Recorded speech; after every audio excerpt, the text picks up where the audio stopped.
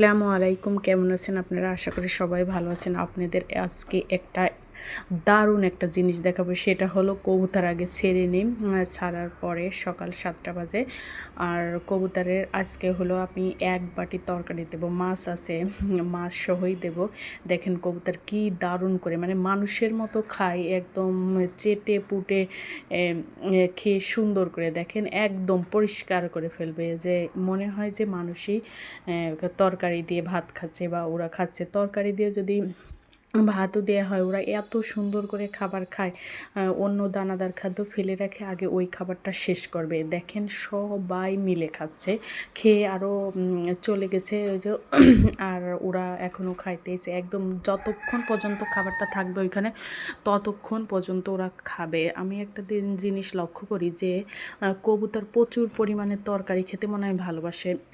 তারপরে দেখবেন হলুদ লবণ দিয়ে কবুতরের খাবার দেবেন, বা হালকা একটু পটাশ দেবেন, দেখবেন যে কবুতর এত সুন্দর করে খাবে। এবং মরিচ ভেঙে ভাতের সাথে দিলেও দেখবেন এত সুন্দর করে খাবে, বলার বাইরে। তাই ভাবলাম যে ভিডিওটা করি।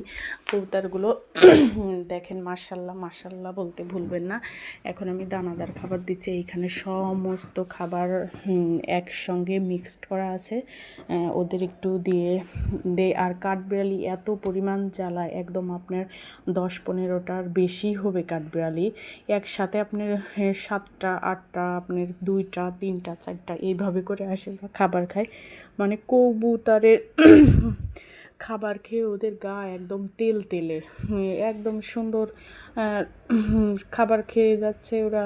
একদম দাঁড়াইলেও হুস হুস করলেও আপনার যায় না, ওরা ভয় পায় না।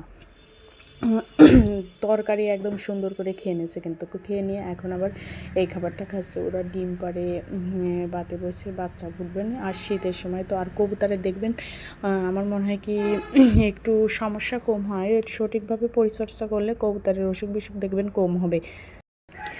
আর এই যে বৃষ্টি পড়তেছে, এই যে 2-3 দিন ধরে বৃষ্টি পড়লো না, পরিষ্কার করে দেওয়া হয়েছে, তারপর